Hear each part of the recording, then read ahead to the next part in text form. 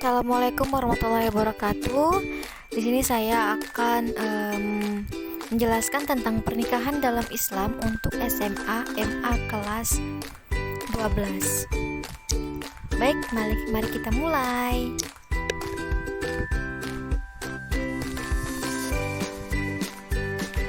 Yang pertama yaitu ada menu utama, ada pendahuluan, kompetensi, materi, pustaka, dan pengembang.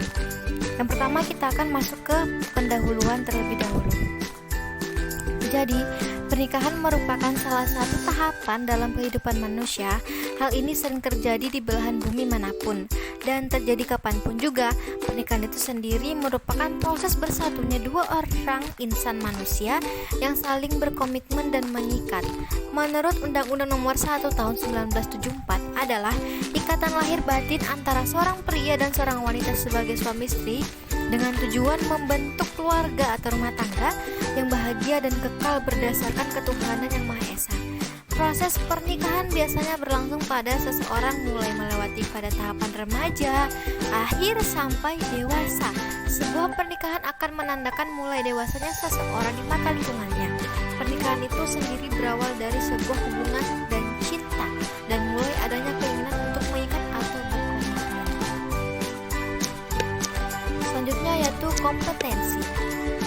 Ada standar kompetensi, kompetensi dasar, dan indikator. Yang pertama yaitu standar kompetensi, memahami hukum Islam tentang hukum keluarga. Jadi hukum Islam itu termasuk bukan hanya tentang hukum-hukum negara Indonesia, itu bukan hanya membahas itu, tapi hukum Islam itu juga membahas tentang hukum keluarga, yaitu salah satunya pernikahan. Yang kedua, kompetensi dasar. Kompetensi dasar itu ada 3. Yang pertama, menjelaskan ketentuan hukum pernikahan dalam Islam, menjelaskan hikmah pernikahan, dan menjelaskan ketentuan pernikahan menurut undang-undang di Indonesia. Adapun indikatornya yaitu yang pertama menjelaskan pengertian pernikahan, yang kedua mengetahui hukum nikah dan tujuannya menikah, yang ketiga mengetahui rukun nikah, yang keempat memahami muhrim, yang kelima menjelaskan hikmah pernikahan yang islami menurut fuqaha, dan yang terakhir menjelaskan ketentuan perkawinan menurut perundang-undangan di Indonesia. Selanjutnya yaitu kita akan masuk ke materi pernikahan dalam Islam. Ada 5 pokok pembahasan. Yang pertama pengertian pernikahan, yang kedua hukum nikah dan tujuan nikah, yang ketiga rukun nikah, yang keempat hikmah pernikahan, dan yang kelima ketentuan pernikahan menurut perundang-undangan di Indonesia. Yang pertama yaitu pengertian pernikahan. Pengertian pernikahan, munahakat berarti pernikahan atau perkawinan. Kata dasar dari pernikahan adalah nikah. Kata nikah mempunyai persamaan dengan kata kawin. Menurut bahasa Indonesia, kata nikah berarti berkumpul atau bersatu.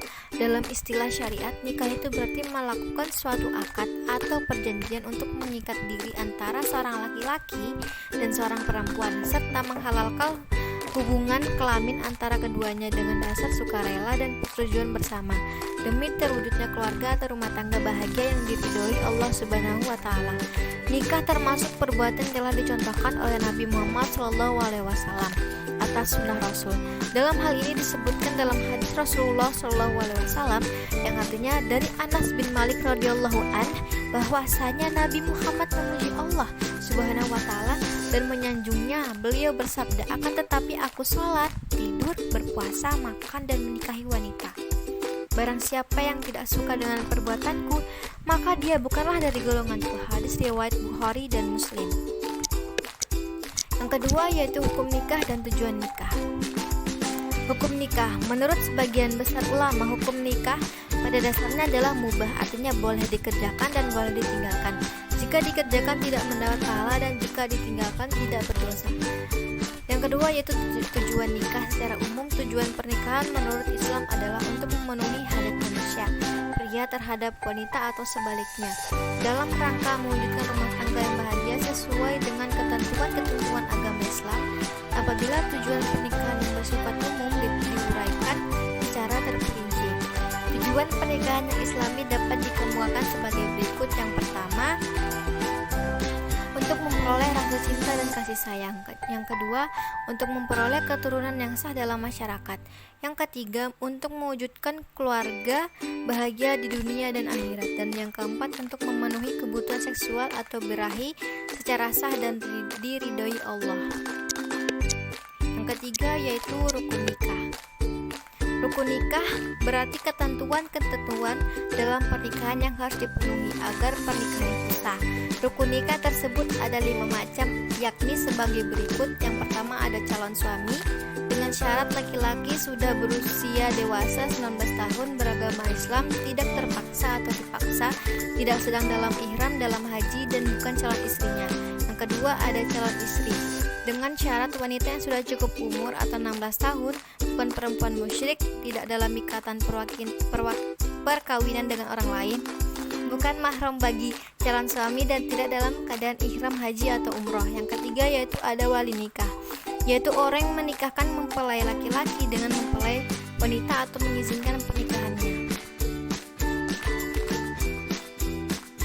Wali nikah dapat dibagi menjadi 2 macam. Yang pertama wali nasab, yaitu wali yang mempunyai pertalian darah dengan mempelai wanita yang akan dinikahkan. Yang kedua wali hakim, yaitu kepala negara yang beragama Islam. Di Indonesia wewenang presiden dilimpahkan kepada pembantunya, yaitu menteri agama. Kemudian menteri agama mengangkat pembantunya untuk bertindak sebagai wali hakim, yaitu kepala kantor kepala urusan agama Islam yang ada di setiap kecamatan. Wali hakim bertindak sebagai wali nikah jika nasab tidak ada atau tidak bisa memenuhi tugasnya. Syarat-syarat yang harus dipenuhi oleh seorang wali nikah adalah sebagai berikut. Yang pertama beragama Islam. Orang yang tidak beragama Islam tidak sah menjadi wali nikah. Yang kedua laki-laki. Yang ketiga balik dan berakal. Yang keempat merdeka dan bukan hamba sahaya. Yang kelima bersifat adil. Yang keenam tidak sedang ihram haji atau umroh. Rukun yang keempat yaitu ada 2 saksi. 2 orang saksi ini syaratnya harus beragama Islam, laki-laki balik atau dewasa dan berakal sehat, dapat mendengar, dapat melihat, dapat berbicara, adil dan tidak sedang dalam ihram haji atau umroh. Yang kelima ada akad nikah, yakni ucapan ijab qabul. Ijab adalah ucapan wali dari pihak mempelai wanita sebagai penyerahan kepada mempelai laki-laki.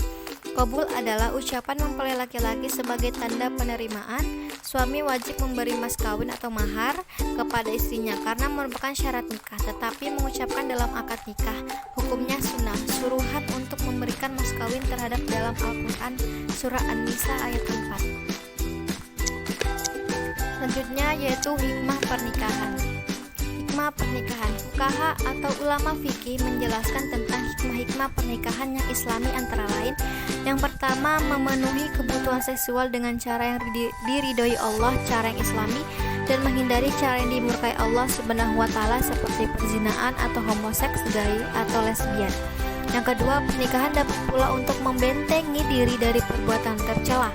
Setiap manusia dewasa yang normal secara pasti mengalami rasa tertarik kepada lawan jenisnya. Islam sebagai agama fitrah pasti memberikan jalan keluar dengan disyariatkannya pernikahan. Yang ketiga, terbentuknya keluarga yang diakibatkan adanya pernikahan pada gilirannya. Manusia akan mengalami rasa tertarik. Yang terakhir yaitu ketentuan pernikahan menurut perundang-undangan di Indonesia.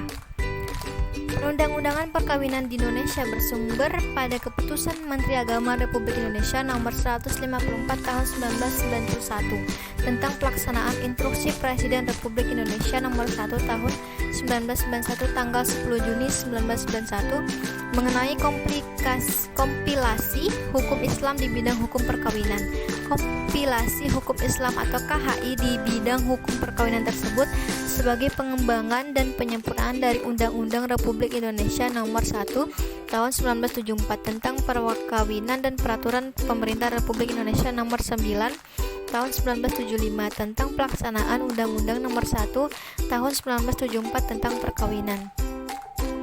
Undang-Undang Republik Indonesia Nomor 1 Tahun 1974 tentang perkawinan terdiri dari 14 bab yang terbagi menjadi 67 pasal, sedangkan kompilasi hukum Islam di bidang hukum perkawinan terdiri dari 19 bab yang terbagi menjadi 170 pasal. Selanjutnya yaitu pustaka.